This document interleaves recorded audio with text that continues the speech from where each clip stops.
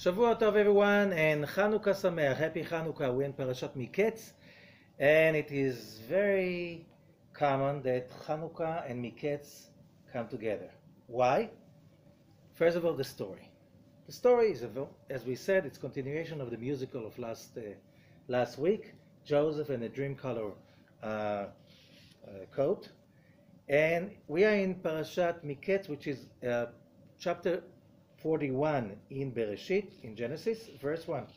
And it says, Vay Mikkets shnatayim yamim, at the end of 2 years. You know, like in every soap opera, 2 years later. Okay, 2 years from where? From when? What happened 2 years earlier? And the answer is that we started with last week with the story of Joseph, and we meet him, he's 17 years old, he's spoiled from the story, it looks like he's a spoiled child, beloved child of his father, of his daddy. His mother passed away. Now his daddy is really, cushioning him, giving him whatever he wants. He's the best food, the best clothes, and Joseph is like the heir. Okay, Jacob, all his life, he waited for Joseph, and that's why we saw when it says Ele Toldot Yaakov, these are the generations of Jacob, Yosef. What about the other 11 sons? Not as important as Joseph. That's a recipe for disaster. Okay? However, we're not talking about this dysfunctional family that it looks like that what Genesis is talking about. We're talking about the prototype forefathers of the spiritual human being. And as we said so many times, Rosh Hashanah till Simchat Torah, the high holidays of Tishrei, we are going through an overhaul. Okay? Now, after that, we have to reload. You know, after your computer goes, it's too slow, and you don't want to buy a new one, and so you give it to a IT guy, and he erases everything and gets everything to manufacturer's manual. Now, you have to re-download all the apps, right? All the programs. And now you download the programs that are updated already, if you're already doing that. So, the first program you have to upload into your system is the program that is called Avram Avinu, Abraham. This is the program of loving, kindness, generosity, being there for others, and so on and so forth. Without that, you're not a human being. And you have to know how to do it not on the animalistic basic level, but as a godly trait, which is love that is coming from the universe is based on love, not because it's a chemical reaction of people that care for each other, because it's a very physical thing in any animal that lives in a community. Okay? There's two kinds of love. And this is the love that when you love someone, you do it because it says so in the Torah, in Leviticus, in Vayikra. Love others as you love yourself, because I'm God. You want to connect to God, you want to connect to the endless power of life? Love others. What if they don't reciprocate? What if they don't remember? What if they don't return your love? None of your business. You didn't do it for that. You didn't sign a contract with them that you're nice to them. They're supposed to be nice, at least as nice as you've been. Why? If you're waiting for something like this, you're up for trouble. You know that, right? And then you go against the first rule on the 2 tablets. What did we say? I'm the Lord your God. I took you out of Egypt from the house of slavery. The moment your well-being and happiness is conditioned by how much other people love you in return to your love, you are a slave. And slaves are exempt from the Torah. Why? Because you are in a very narrow little place, which limits your ability to grow and to become, and in order to become the person you're supposed to become. That creature that the Creator created, in order to bring in, experience, and feel all the huge light that the Creator has to share with us. And for that you need Avram, Abram, the patriarch, Avram Avinu. This is chesed, right, calm. But just love, it has some problems, you know? You just give too much to your child, too much to people, you destroy them. Forget about yourself. It's like not really, that's called to spoil, okay? And you give people the feeling like everything is okay. The result is usually disastrous. You know, psychology teaches the same way child needs the mother's love, he needs a fatherly distinct boundaries.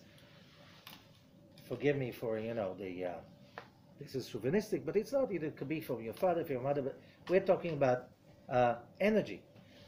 So for that you need Isaac. You need to download Isaac. Because to have an Isaac with you, it means, first, it means discipline. To tell yourself, enough, this is it, judgment. And somebody comes and says, give me all your money. And should say, you know what, no, not today. You have to say, you put a limit. I love you, but doesn't mean I agree with you. And I'll do exactly whatever you tell me. There's no contradiction. Love, and also, you know, there's me and you, and there's how the me and you works. And you need, in order to do that, you need now the Jacob program, right? How to synthesize between loving the others unconditionally as a way to connect to God, at the same time, with love, to be able to set boundaries about how much do you take, how much do you give, how much is appropriate, and what is appropriate, and what time. For that you need judgment. You know, every person needs to have, you say it in English, a healthy sense of judgment, right? And what does it mean? When it's yes and when it's no, where are the boundaries? We have to know that. Now, to know how to put them together into one place of harmony, that's called Jacob. And as we said, still this is not enough. Now you have the upper triangle in the Star of David, which is not, you know, unfortunately, a lot of people make a mistake. They think this is a national symbol. No, it's not. This is a spiritual equation.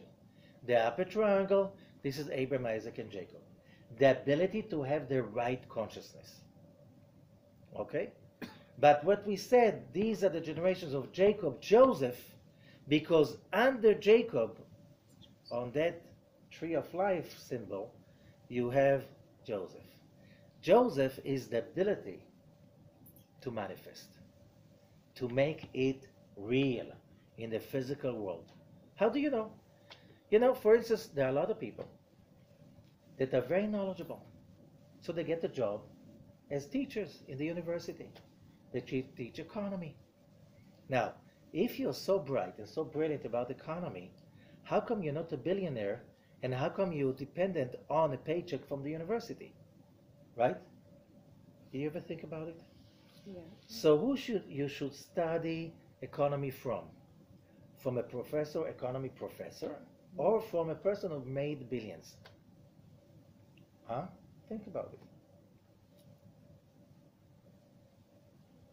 Same thing. Would you take a diet from a fat doctor? No. You want to see someone that will inspire because he walks his talk. This is the Joseph stuff. Now Joseph was like the university professor till he was 17. He was so knowledgeable, brilliant. He learned from his father so much, but he wanted to be a king. And his father was a shepherd with a little tiny empire in little tiny Israel at that time, Canaan, okay, in a little corner of it. You know, you need a real teacher. So what happened? His brothers hate him. They think he's like Esau, like Ishmael. Let's kill him right now. Okay? Finish him off. What happens?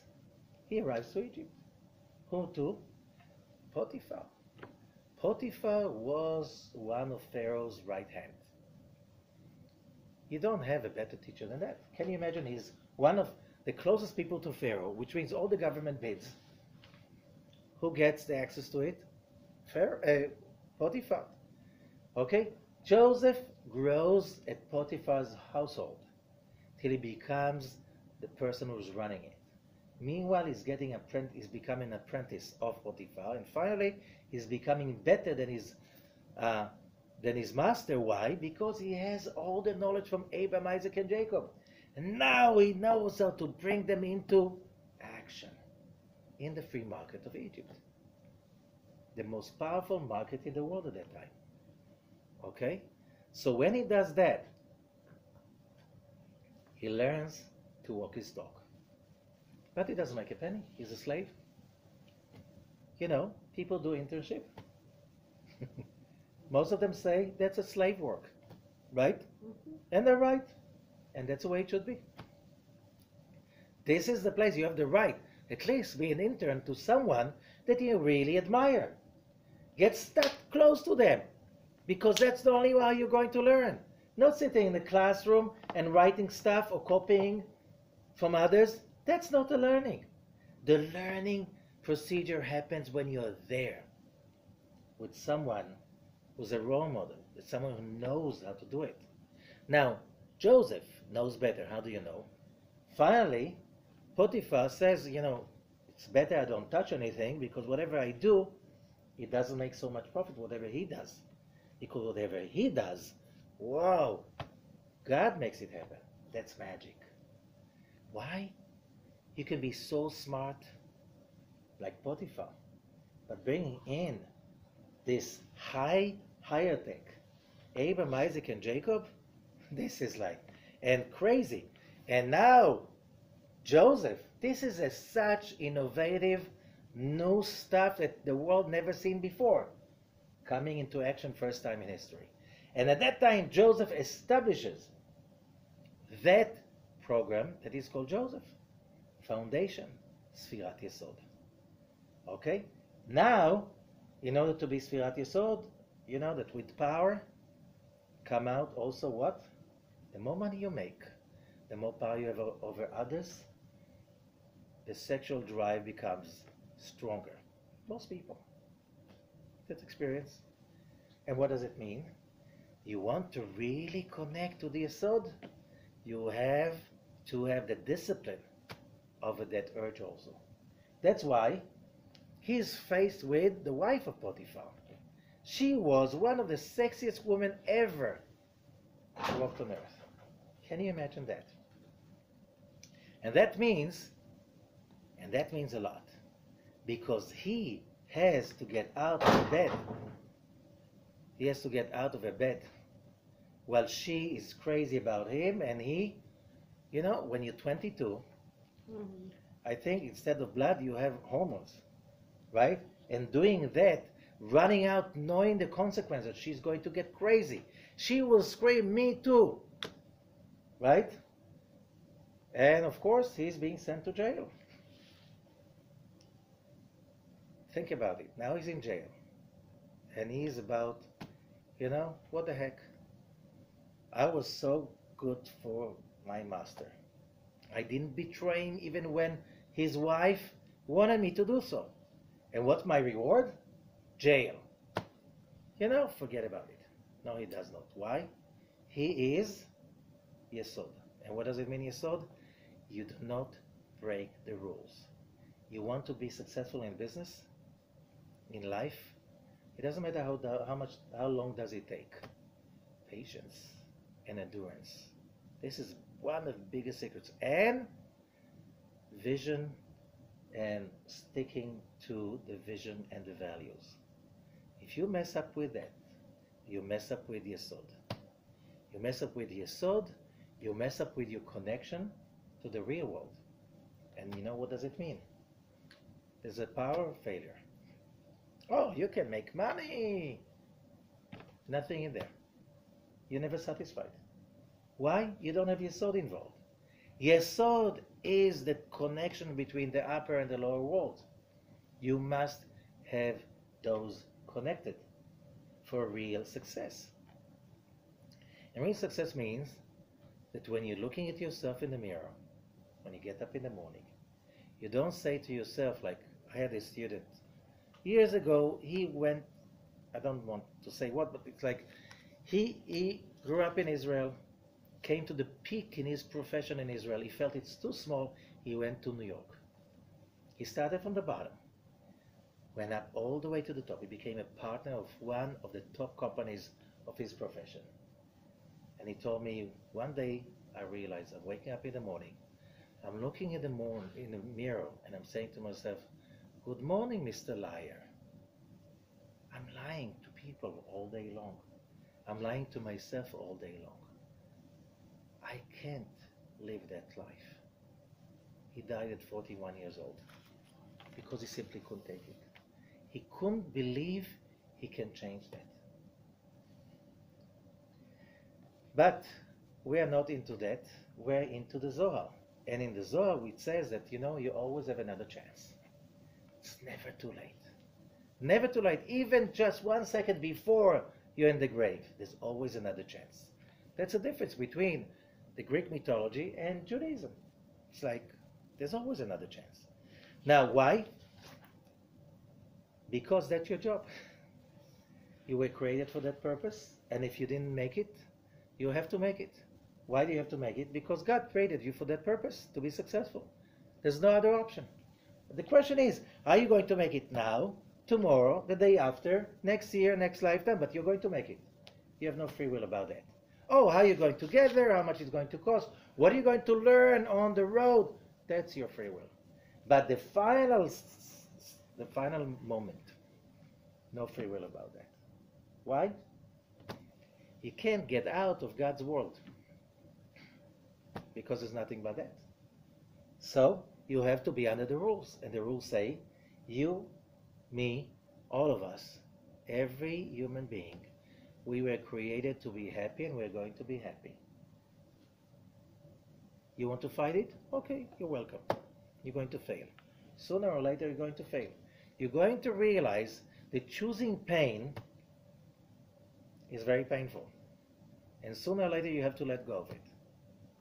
And what a freedom when you realize, I don't have to be in pain. I don't have to. Why? It's not my calling. As it says in Deuteronomy, Banim atem l'Hashem Elokechem. You are children of the God, your Lord. Okay? Now, live with that.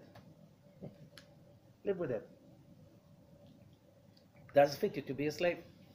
And that's why Joseph, he says, I'm God's child. Why did he send me to that horrible place in Egypt, far away from my father?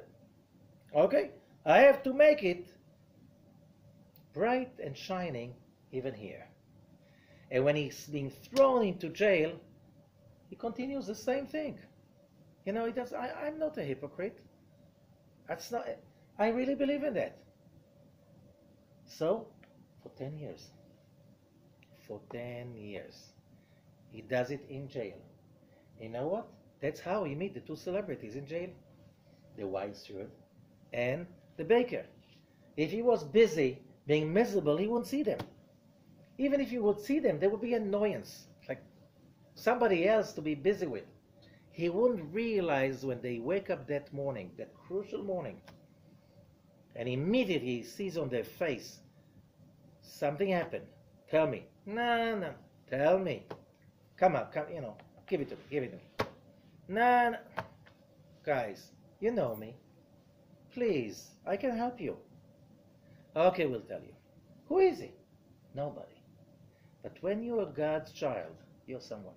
Only then. They tell you. They're sick at dreams. And he says to one of them, the wine steward, what does he say? In 3 days, you're going to be taken out of jail, and you're going to be posted right on your seat, back to your position. And when you do that, remember me. I was sent over here, not in my fault. You will tell Pharaoh, take me out of jail. So now, the baker, he's so excited. Wow, that's a nice interpretation. He feels it's authentic. He tells Joseph his dream. Joseph says, what can I say? In 3 days, Pharaoh will take you out of jail, but he's going to take your head off. Stand with that. And exactly 3 days later, whatever Joseph said, that happened. But then the last sentence, and that's the most important thing in our parsha. ולא זכר שר המשקים את יוסף וישכחהו. The last sentence of the previous parasha, Parashat Vayeshev. And the wine steward did not remember Joseph, and he forgot him. Isn't that redundant? There's no redundancy in the Torah. Rashi says, the great commentator from the 11th century, he brings that, of course, from more ancient writings. He says, why? Because מפני שתלה בו יוסף ביטחונו לזוכרו. Because Joseph,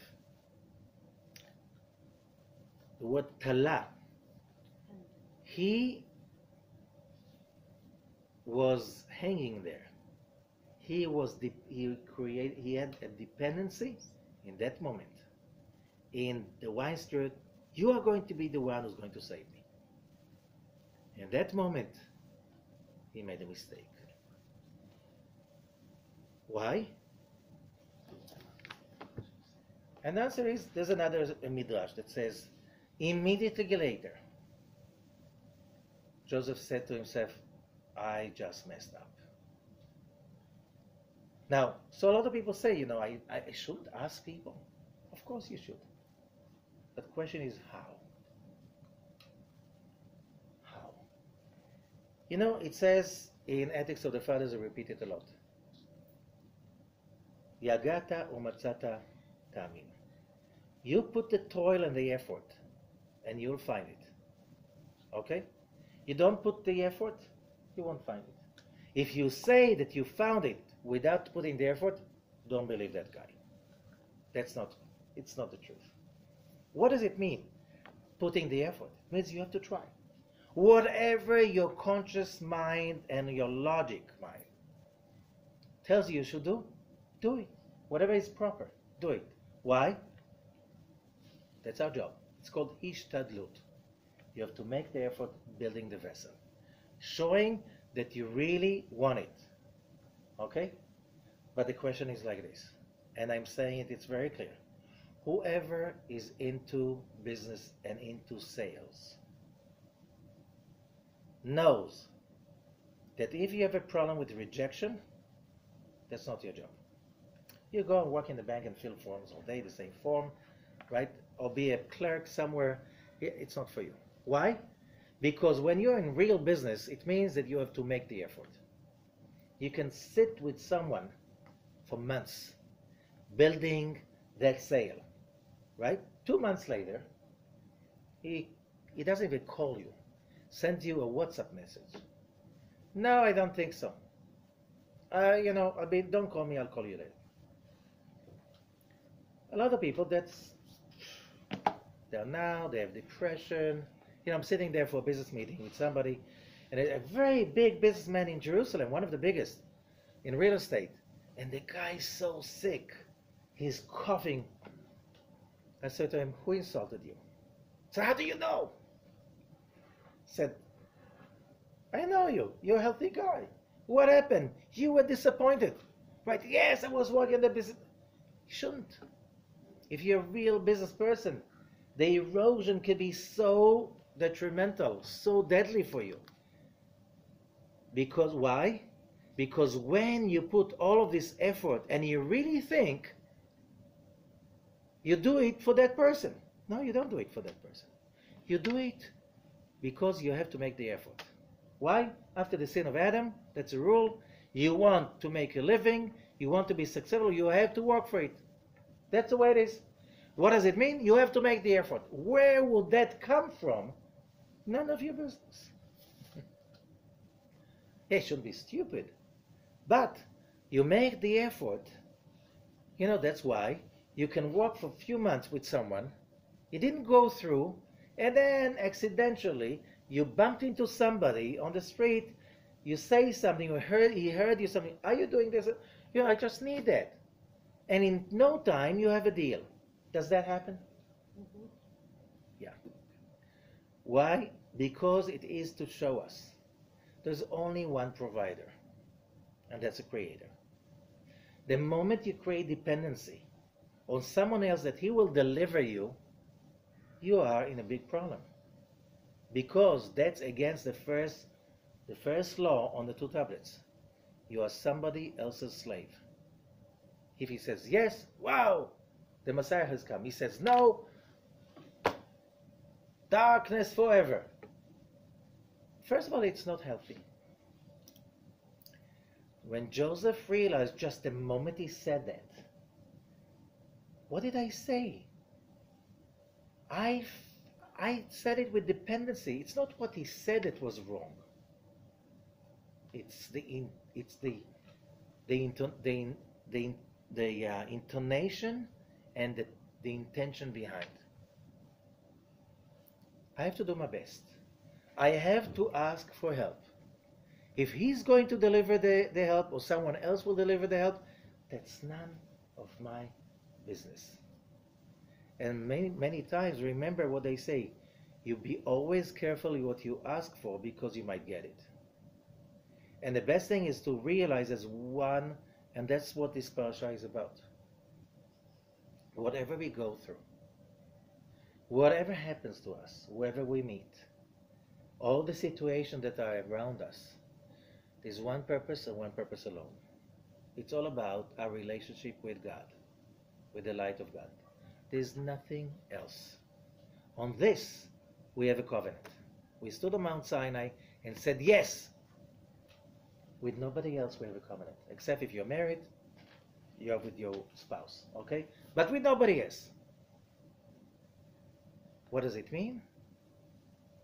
Whatever happens to me, it's basically like reality check.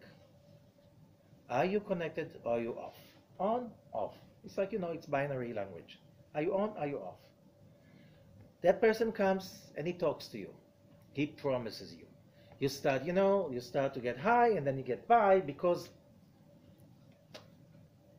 the moment you go that place, you just die every time a little bit. You just have this huge collection of death points. It's called disappointment. It's called tiredness. It's called whatever you name it. It's called the modern lifestyle of stress. Why? Because it's all based on me, me, me. No, it's not about you. It's about you and the Creator. Whatever happens around, it's only the setup to bring us to another experiment in which we have the opportunity. How do you say experiment in Hebrew? Nisayon. But it doesn't work in English because the root for the word nisayon is nes, a miracle. Would I make the miracle now or not? So what does it say? The sages are saying that the moment Joseph got it, I messed it up. I really developed dependency in the wine steward. Not supposed to be. So, at that moment, Joseph said, please God, I'm not ready. Make him forget. If I'm going to be standing in front of Pharaoh and I'm not ready with that, how can I rule? Whatever someone says, you know what's the biggest problem of CEOs, leaders of states and stuff like this? They are like, he has the title, but usually they have their advisors that drive them nuts. Because you have no control. Whatever you know from your advisors, that's what you know. You can't know better. And they decide what kind of information you get. And they play with you. Look at the history of mankind. They always play with you. So who's making the rules? You think you are. They know how to manipulate you better than you are.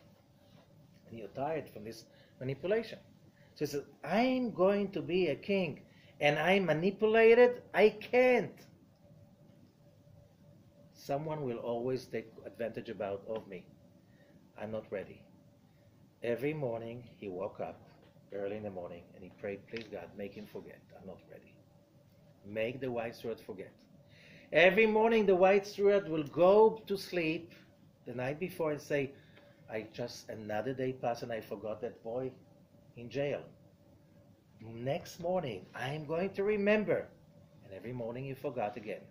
That's why it says, Velo Zohar vayishkacheu. He didn't remember and he forgot him.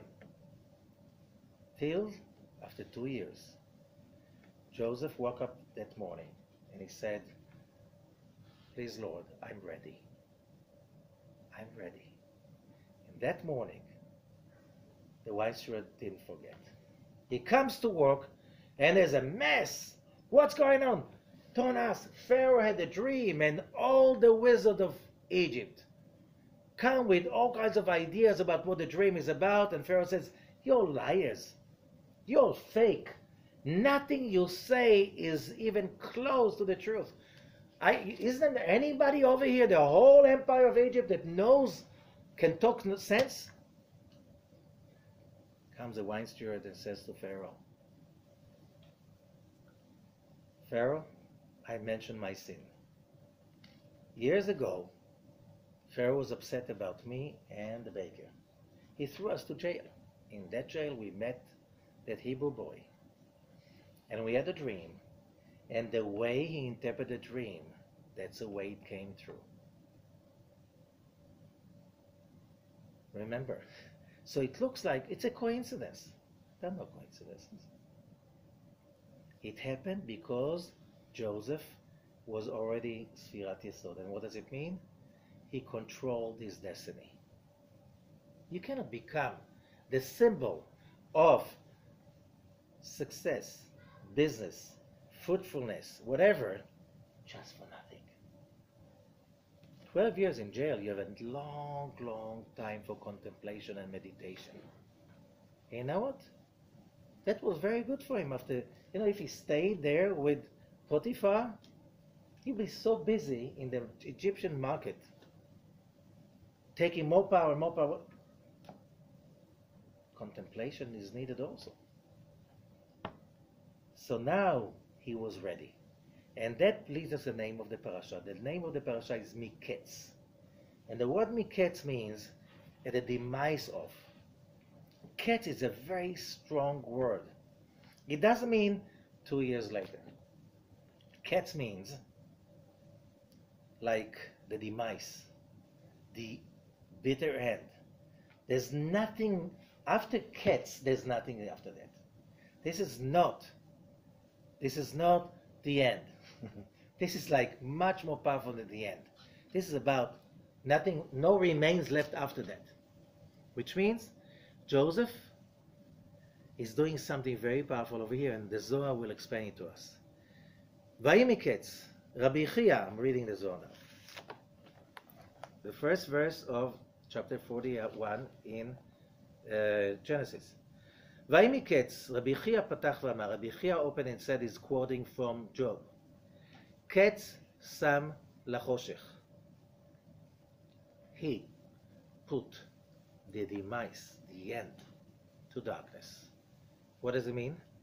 When the light really appears, where did the darkness go to? When you turn the light on in the room, where did the darkness go to?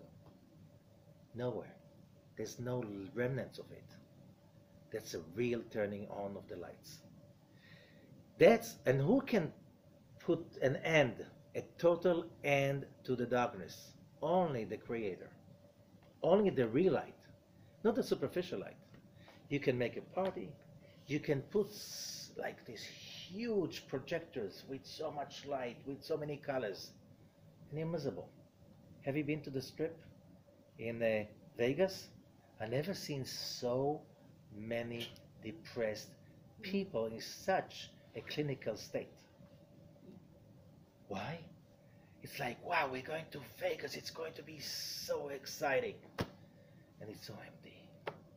I used for years, come to Vegas for teaching. I did anything I can not to see the faces of these people. It's like, it's very hard not to be affected by that. So much disappointment. Because it's not, and there's so much light over there, right? Except than in the casinos. It's like dim, So you're just like numb. You don't know if you're alive or dead. You don't know if you're awake or sleepy. That's how they want to keep you. It's like they feed on you, like leeches. You can't feed on happy people because they'll forget it. I'm going away. I'm going somewhere else. Right? Because it's empty. It's all an illusion. Joseph, when he got that point of overcoming his own normal nature, dependency. We all have dependency. We have dependency in our mother, our father, our siblings, bigger extended family, school teachers, friends. We are all about dependency. But growing up means there's only one real relationship. Me and the light of God. All the rest is just internship.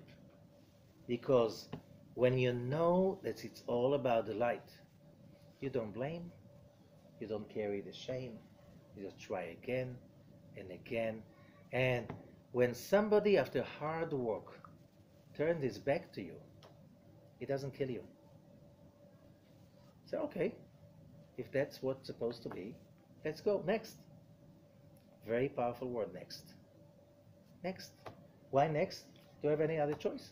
Sitting and crying, it's not a choice. Being miserable, it's not a choice. We learned about it in last week. When Jacob is so upset that Joseph is gone, he loses his prophecy. Which means what the sages are saying, if you are a prophet, you lose your prophecy. If you have the Holy Spirit, you lose the Holy Spirit. If you're a wise person, you lose the wisdom. Whatever traits you have, the moment you're busy being hurt by another person, you're off. You're not in the game. You have to get back on track.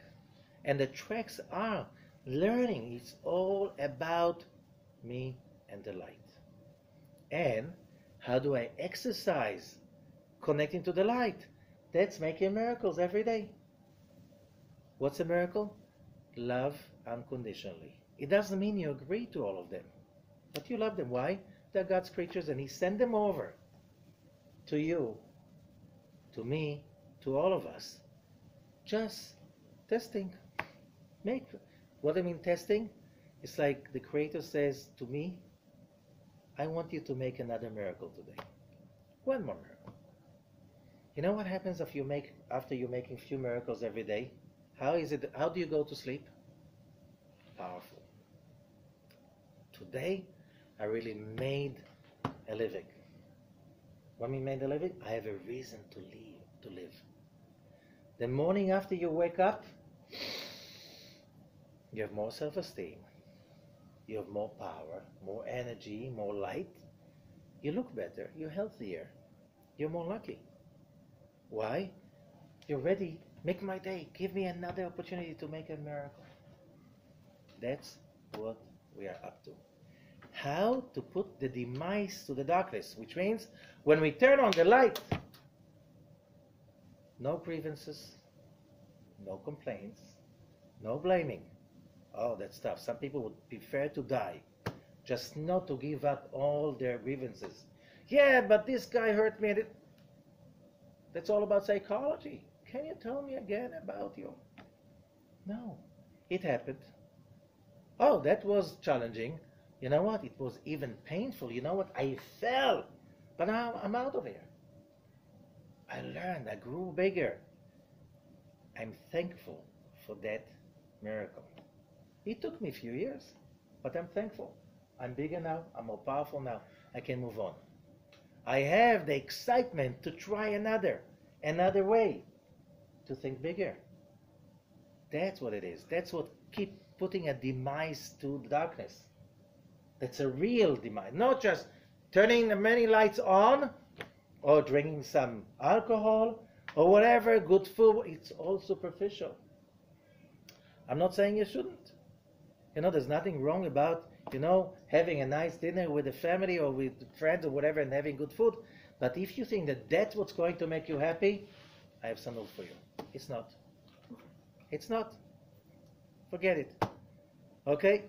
Beginner's course in Kabbalah. The first class, yes, it's good for your senses, but it's not what you're looking for. What can I say? You're looking in the wrong direction. Ulechol tachlitu choker, and to everything there is a reason. Even ofel v'tzal mavet, all the forces of darkness, all of them are there for one purpose. The Creator, our Father, our King, telling us, my child, I want you to perform a miracle for me, please. I want you to show that you are my child, that you have superpowers, that you can create a miracle. Yes, all your life it hurt you. All your life it buried you. All your life it diminished you. All your life it was painful. All your life you were a victim of it. Can you make this miracle today? And just go up and above. Lanus velitnoses. Above what? Your own nature. So yes, till now it got you upset. Till now that made you hurt, made you feel like a victim, made you feel angry. Show me something different. Show me some light. And that's what this parasha is about. That's why Parashat Mikkets is about Chanukah. It's always in Chanukah. It's about what? Turning, lighting that candle. And the candle is the symbol for the soul. Kiner Hashem Nishmat Adam. The human soul is God's candle. So what is the candle for? The candle is not, you know, if you want a lot of light, set up a bonfire. Why? No. It cannot be bigger than one candle. Yeah, but I have money. I can make a big, 8, 9 huge bonfires. The whole city can see that. No, it has to be a candle. Because fire is one thing. Fire is left column. A candle is the bridge between the universe above and the universe below. And that's what Chanukah is about. It's what Joseph did. When you connect your own self, your desires, your personality, your needs and your vision to the supreme, to the endless world of light, and you merge them into one, that's spiritual training. And then you can see God's light in everything. That's the miracle. Because then you have no complaints about anything. Everything is in order. Everything is in the right place. Whatever happened had to happen. And whatever happened, without that, I wouldn't be who I am. That I'm so proud about what I am, and that gives me so much excitement about who I'm going to become in a year from now, 2 years from now, 5 years from now. Why? Because it's just getting better. Thanks to what? All of those aching, painful, frustrating, fearful moments of the past. Without making miracles one after another, I don't have any self-esteem to deal with the rest. I'm afraid from any shadow. So, says the Zohar, the end of the darkness, this is the end of the left column. What is the left column?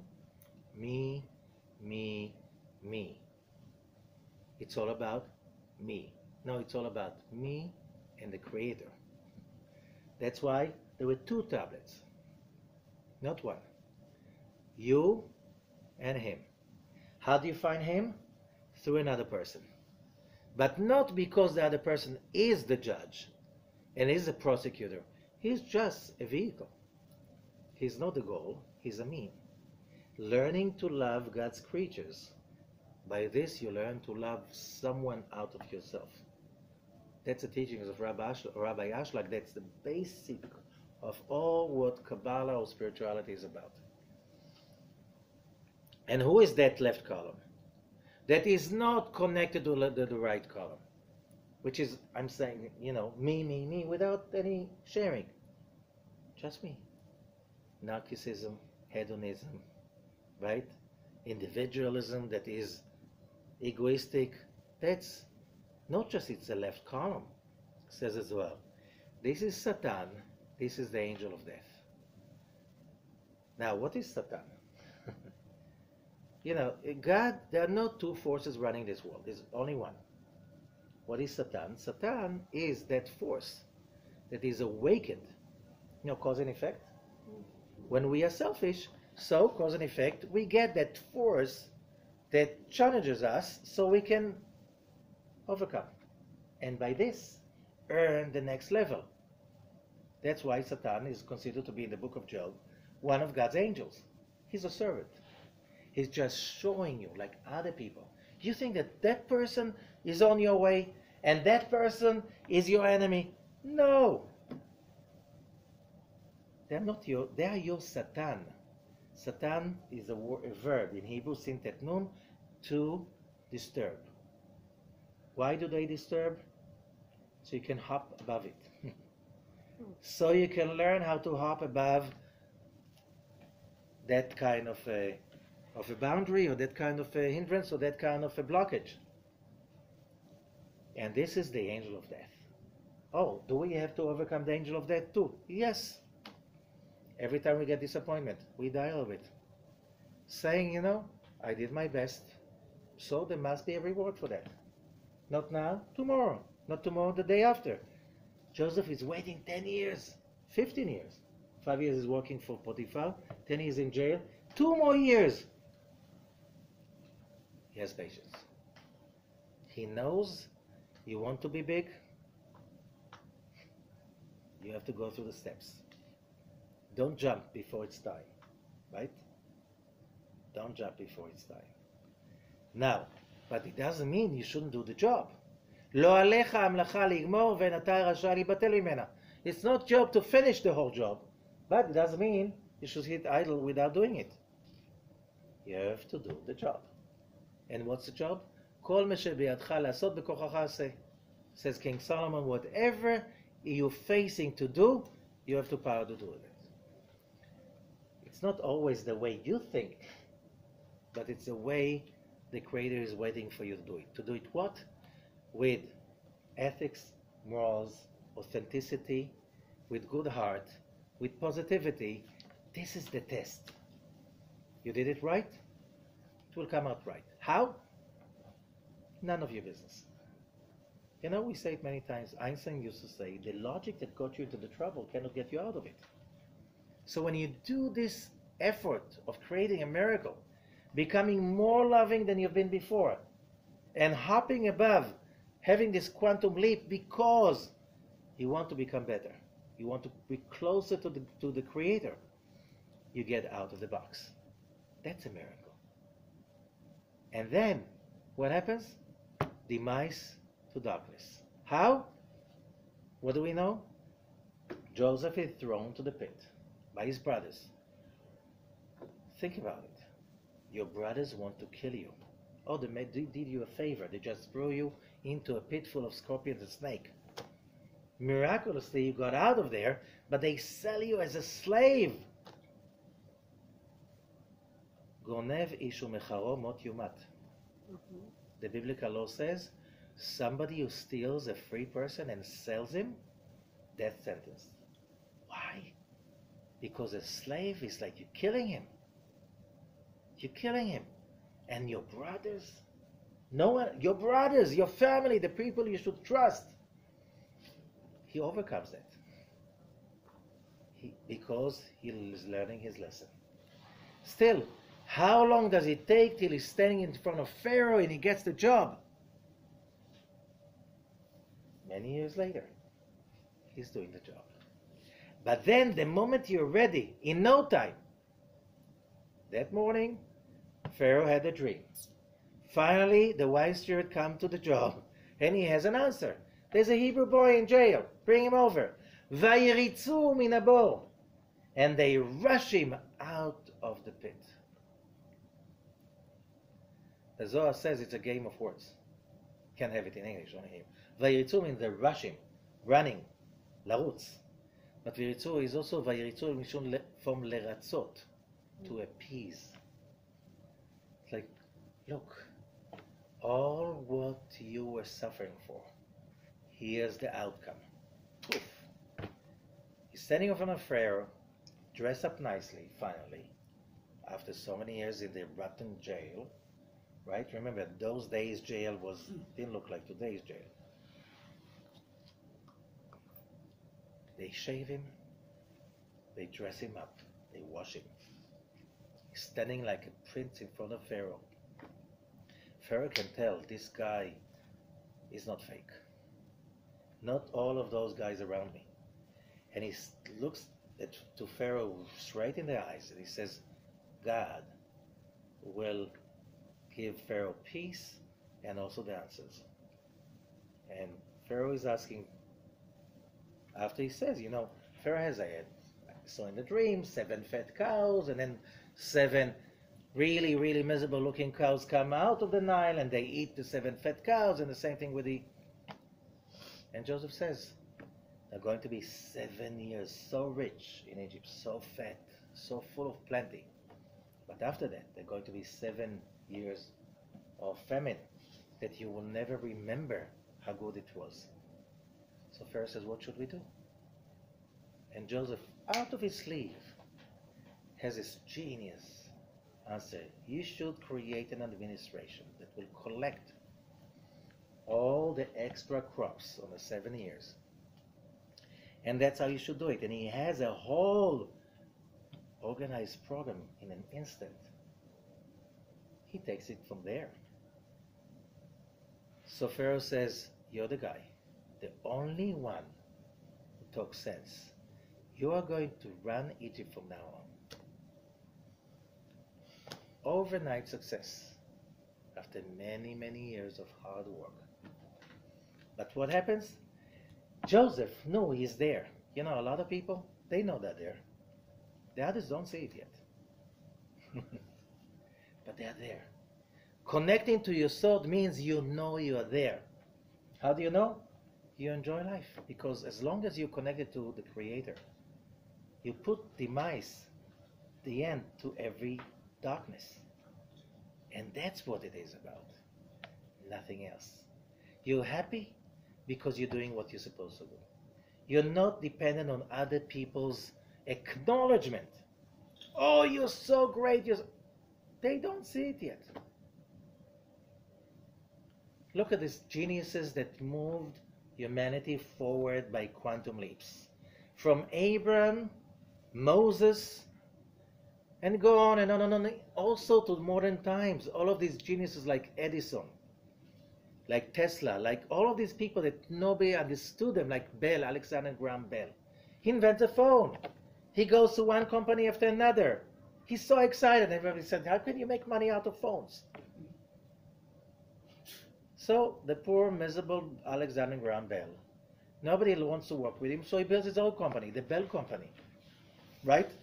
That becomes AT&T, right? And becomes like huge Bell South. They had to break it down because the American government was afraid. They were bigger than the government. Who? Alexander Graham Bell. Just because nobody wanted to acknowledge how genius he was. That was the best thing that happened to him. Right? So when you're being turned off, don't be sure that that's a bad news. Many times in history, it was very good news. But if you continue and you don't give up, because you believe, you have faith. And what does it mean, faith? Emunah. What mean emunah? Emunah comes, one of the origin of the word emunah is from a pillar. Like these thick ones. Those huge ones. You see in the parking lots of these high rises. You go down to the parking lot like 1, -1, -2, -3, -5, -10, and you see the huge pillars. That's called Omna. It connects the up and down so nothing moves. That's Emunah. You at the same time you live here, your feet are on the ground, but your heart is up there.